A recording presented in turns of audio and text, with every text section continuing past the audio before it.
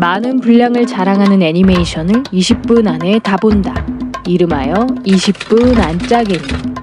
오늘 다룰 작품은 중국 남북조 시대의 작품 화목란의 서사시를 바탕으로 제작된 디즈니 최초의 동아시아 배경 애니메이션으로 여자가 집안일과 아이를 키우는 일 외에는 할 수 있는 일이 없던 가부장적인 시대상에서 뮬란이라는 인물이 다리를 다친 아버지 대신 남장을 하고 군대에 입대하며 벌어지는 이야기를 다룬 작품 뮬란입니다. 본 영상은 뮬란 한국어 더빙판을 기준으로 제작되었음을 알립니다. 중국이 흉노족의 침략을 막기 위해 건축한 만리장성. 그곳에서 보초를 서고 있던 군인의 머리를 스치며 매 한 마리가 날아드는 그 순간 갑자기 만리장성을 쌓은 황제에게 불만을 가진 흉노족의 샨유가 군대를 이끌고 북쪽 국경을 쳐들어옵니다. 만리장성을 쌓아서 나한테 도전을 했어. 기꺼이 해주려고 내가 왔다. 흉노족이 북쪽 국경을 침입해왔습니다. 샤뉴가 진두지휘한답니다. 당장 모든 지역에 침집 영장을 보내도록 하라. 황제는 흉노족의 군장인 샨유의 지휘 아래 흉노족이 습격하였다는 소식에 중국의 모든 성인 남자들을 병력으로 소집할 것을 명령하며 뮬란의 본격적인 스토리가 시작됩니다. 파씨 가문의 외동딸인 뮬란은 결혼을 위해 선을 보기로 한 당일 중매쟁이의 시험인 여자의 도리를 다 외우지 못해 팔 안쪽에 커닝 페이퍼를 만들고 있었는데 정숙하고 참하게 우아하면서 공손하고 여자가 가문을 빛내는 길은 좋은 곳에 시집가서 아이를 낳아 잘 기르는 방법뿐이었기에 파씨 가문의 사람들은 외동인 뮬란의 선에서 기대를 거는 바가 컸지만 왈가닥인 뮬란을 보며 뮬란의 아버지는 걱정이 앞섭니다. 존경하는 조상님들이시여, 제발 오늘 뮬란이가 중매쟁이 눈에 들게 도와주십시오. 뮬란은 예쁘게 꽃단장을 하고 점이나 사주를 좋아하는 뮬란의 할머니가 복동이라며 귀뚜라미 한 마리를 뮬란에게 허리춤에 달아줌을 끝으로 중매쟁이를 만나게 됩니다. 뮬란 여기 있어요. 허락 없인 절대 말하지 마. 너무 말랐어. 이래 갖고서야 어디 아들 낳겠어. 그러나 할머니가 준 복동이가 바깥으로 나와 뮬란이 따라 놓은 차에 들어가고 뮬란은 이 차를 마시려는 중매쟁이를 말리려다 중매쟁이 옷 속으로 복동이가 들어간다든지 중매쟁이 엉덩이에 불이 나는 등 사고를 치고 맙니다. 넌 색식감으로는 빵점이야. 너 같은 여자를 데려다 집안을 망칠 신랑감이 어디 있겠어. 중매쟁이의 눈에 들어 가문의 명예를 지키고 아버지를 기쁘게 해드리고 싶었던 뮬란은 웃음거리가 되자 속상해하며 여자답지 못한 자신을 한탄합니다. 그 모습에 뮬란의 아버지는 딸을 위로하고 저걸 보렴, 좀 더디긴 해도 일단 저 꽃봉오리가 활짝 피면 아마 여기서 가장 아름다운 자태를 뽐낼 게다. 그때 황제의 명을 전하러 온 보좌관 치프가 등장하여 가문에서 남자 한 명씩 입대할 것을 공포하고 전에 전쟁터에서 오른쪽 다리를 다쳤으나 집안에 딸 하나뿐이었던 뮬란의 아버지는 황제의 명이 적힌 입대 명령서를 받으려 하는데 아버지 가시면 안 돼요. 뮬란아, 감히 한 여자가 사내들 앞에서 함부로 입을 놀려대는 거냐? 애비를 망신시켜야 되겠니? 내일까지 부대에 신고하도록 하시. 예. 다리 부상으로 인해 전쟁터에 나가면 아버지가 목숨을 부지하지 못할 것이라 염려한 뮬란은 아버지의 입대를 말리려 하지만 절대 가시면 안 돼요. 나라와 가문을 지키는 건 백성의 당연한 의무이자 명예로운 일이다. 난 내 도리를 안다. 넌 여자의 도리나 배워. 아버지는 뜻을 굽히지 않았고 결국 뮬란은 아버지 대신 자신이 군대에 입대하기로 맘먹으며 그날 밤 머리카락을 자릅니다. 그리고 아버지의 갑옷을 입고 남장을 한 후 몰래 집을 떠납니다. 뒤늦게 일을 한 아버지는 망연자실하고 어서 따라가 보세요. 저러다 죽어요. 가서 사실을 밝히면 정말 죽소. 입대한 뮬란이 남장한 것임을 밝히게 되면 가문의 수치는 물론 반역죄로 죽임을 당하기에 가족들은 그저 뮬란이 무사히 돌아오기만을 빌고 그 가문의 수치를 염려한 파씨 가문의 조상신들이 문제를 해결하고자 깨어나기 시작합니다. 이때 이 조상신들을 깨우는 이는 12지 수호신이었으나 파씨 가문의 가주를 참수되게 만드는 바람에 신들을 깨우는 종치기 신세로 전락한 무슈라는 용이었는데 날 우습게 보시는데 잘들 보세요. 넌 이미 가문을 지킬 기회를 망친 몸이야. 너 때문에 내 손주목이 댕강 잘렸잖아. 넌 가문의 수호동물이 아니야. 조상신들은 말다툼 끝에 수호동물 중 가장 힘센 용을 보내 뮬란을 데리고 올 것을 결론내고 무슈는 그 용을 깨우기 위해 온갖 행동을 해보다 그만 용의 동상을 부수고 맙니다. 날 가만 안 둘 텐데. 위대한 돌로 만든 용. 네네, 방금 일어났어요. 당장 가서 뮬라를 데려올게요. 우리 파 가문의 운명이 이제 너한테 달려있다. 혼날 것이 두려웠던 무슈는 동상의 머리를 이용해 용인 척 흉내를 내고 이 사태를 해결하기 위해 고민하던 무슈는 뮬란이 공을 세우도록 해서 용서를 받을 계획을 생각해내는데 뮬란이를 영웅 만들면 조상님들이 다시 일하게 해줄 거야. 그리곤 곧장 곁에 있던 귀뚜라미 복동이와 함께 뮬란을 찾아 나섭니다. 한편 뮬란은 남자 행세를 위한 연습 중이었는데 나도 하나 있어. 대대로 내려온 가보죠. 어설픈 자신의 남자 흉내에 한숨 쉬던 뮬란은 갑작스런 거대한 용의 그림자에 깜짝 놀래고 네가 힘들게 남자 노릇하는 건 도와주라고. 조상님들이 이 몸을 보내셨지. 넌 누구니? 나는 길 잃은 영혼의 안내자로서 천하무적 용 무슈이시다.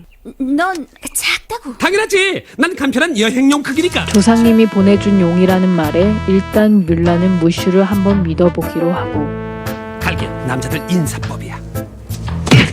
무슈의 지시대로 남자 행세를 해보지만 오히려 독이 되어 큰 난리가 벌어지고 맙니다. 반면 옆 천막에서는 샤뉴를 막을 작전을 세우는 중이었는데 리 장군은 아들이자 부하인 리 샹에게 샤뉴를 대항할 부대를 훈련시키라며 대장이라는 직책을 주고 자네는 여기서 새 군졸들을 훈련시켜서 나한테로 오너라, 대장. 걱정 마십시오. 자신 있습니다. 신임 대장인 샹은 자신이 다스릴 부대에 기대를 부풀리며 천막을 나서지만 현실은 녹록치 않고 이 난리통의 주인공인 뮬란에게 다가가는데 내 부대에서 말썽 피우는 건 절대 용납 못한다. 남자들 성지르는 게 원래 불끈하잖아요. 싸우기 좋아. 이름이 뭐지? 핑, 내 소꿉친구 이름이야. 핑입니다. 핑? 샹과 치프는 아들이 없기로 알려진 파씨 가문의 이름이 적힌 뮬란의 입대 명령서를 보고 이상함을 느끼지만 칠칠 맞은 뮬란의 행동으로 가문 자체에서 아들을 숨겼을 것이라 생각하여 더 이상의 의심을 거둡니다.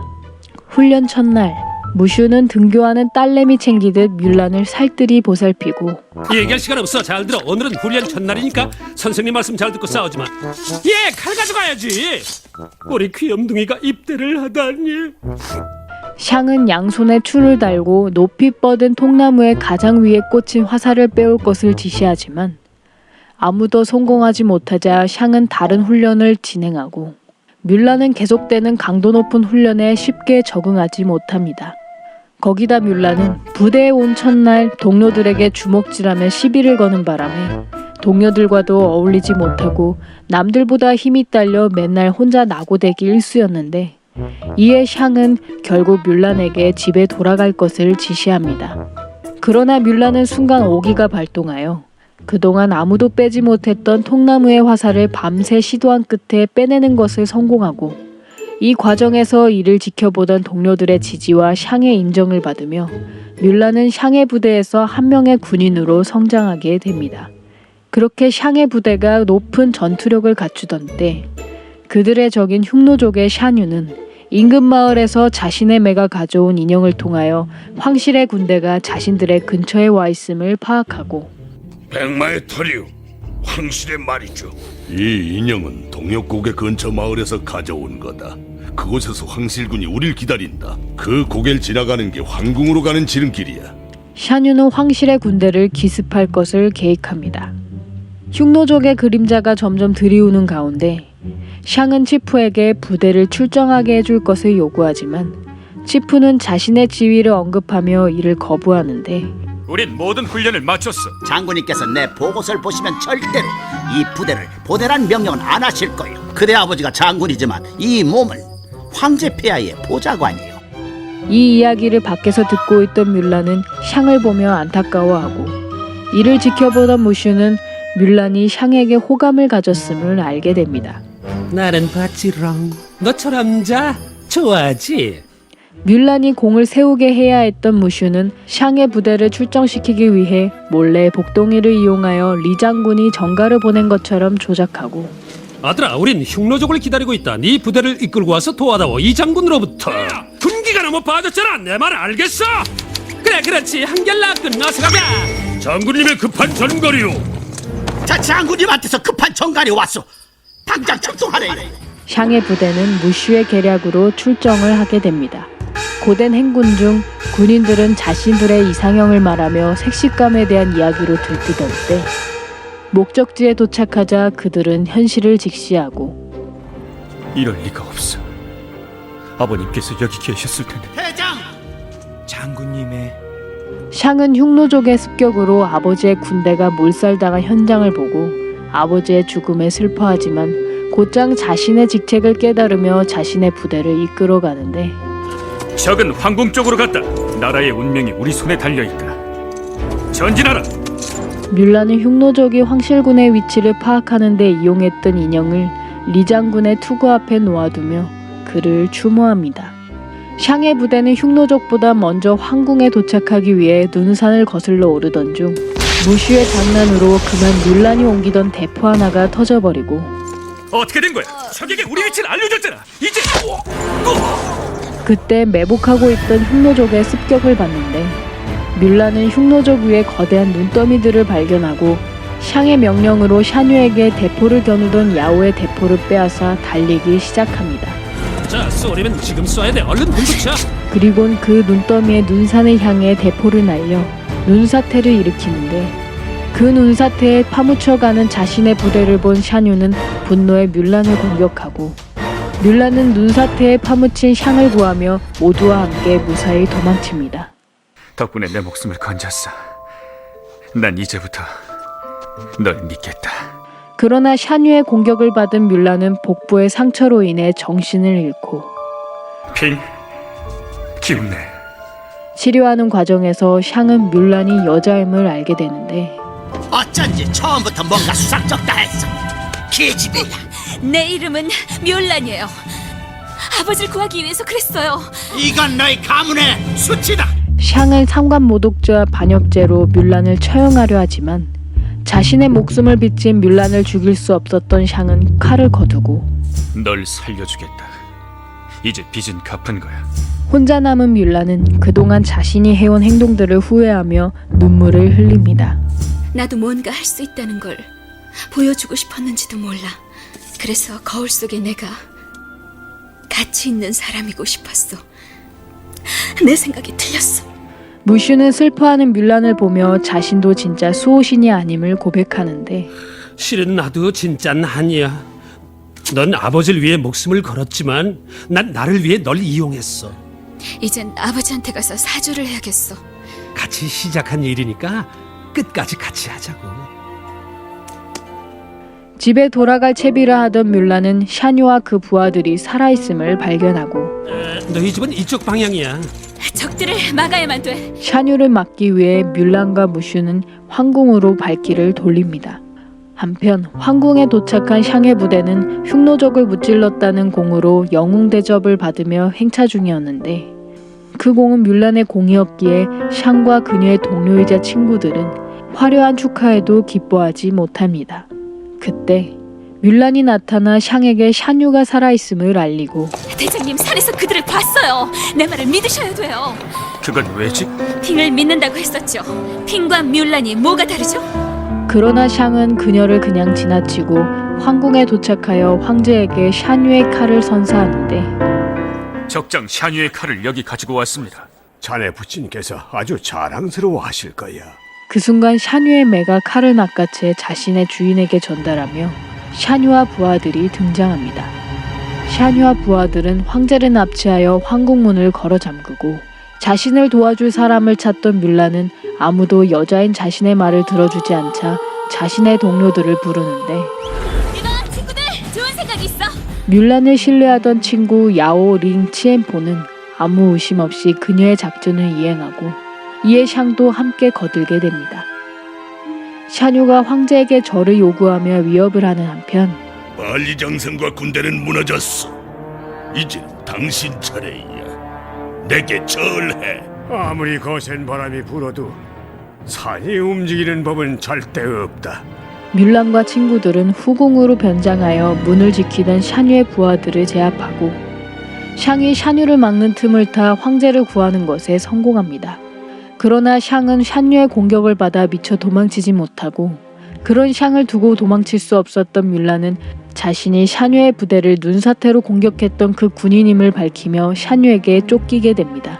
샤뉴에게 대항할 수단을 찾던 뮬란은 축제에 폭죽을 이용할 작전을 떠올리고 무슈와 복동이가 폭죽을 가져올 동안 샤뉴와 싸우며 시간을 버는데 됐니 무슈? 네, 아가씨 됐어요. 폭죽에 맞아 함께 날아가던 샤뉴는 폭죽을 모아둔 곳에 충돌하며 대폭발을 일으키고 뮬란은 무사히 도망치게 됩니다. 뮬란 어딨어? 저런 계집엔 감싸줄 필요가 없다고. 뮬란은 영웅이 그래봤자 여자요. 그때 황제가 나타나 뮬란의 죄명들을 늘어놓으며 뮬란을 다그치다가 그리고 이 나라를 구원해 주었어.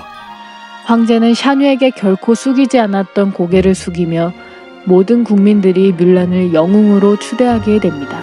기특한 내 새끼 어느새 자라나서 나라를 구하다니 손수건 없냐? 황제는 뮬란을 황실 보좌관으로 임명하며 치프를 해고하고 뮬란에게 그녀의 업적을 증명할 수 있는 자신의 목걸이를 선사하며 뮬란이 집으로 돌아갈 수 있게 해주는데 황제는 샹과 뮬란을 이어주려 한마디 조언을 남기고 모름지기 역경을 딛고 핀 꽃이 꽃 중에서 제일 아름다운 법이란다. 샹은 그녀에게 다가갈 것을 결심합니다. 꽃을 보며 뮬란을 그리워하던 뮬란의 아버지는 갑자기 나타난 뮬란의 모습에 깜짝 놀래고 뮬란은 가문의 명예를 지켰다며 아버지에게 샤뉴의 칼과 황제 목걸이를 선사하지만 가장 큰 선물과 명예는 너 같은 딸을 둔 것이란다.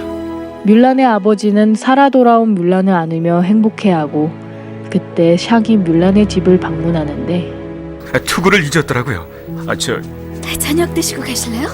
이를 흐뭇하게 바라보던 조상씨는 뮬란의 공으로 의기양양해진 무슈를 다시 12지 수호신의 자리에 임명합니다. 그리고 신난 조상신들이 풍악을 울리며 춤을 추는 것을 바라보다 또다시 사고치는 무슈와 뮬란으로 뮬란은 끝을 맞이합니다.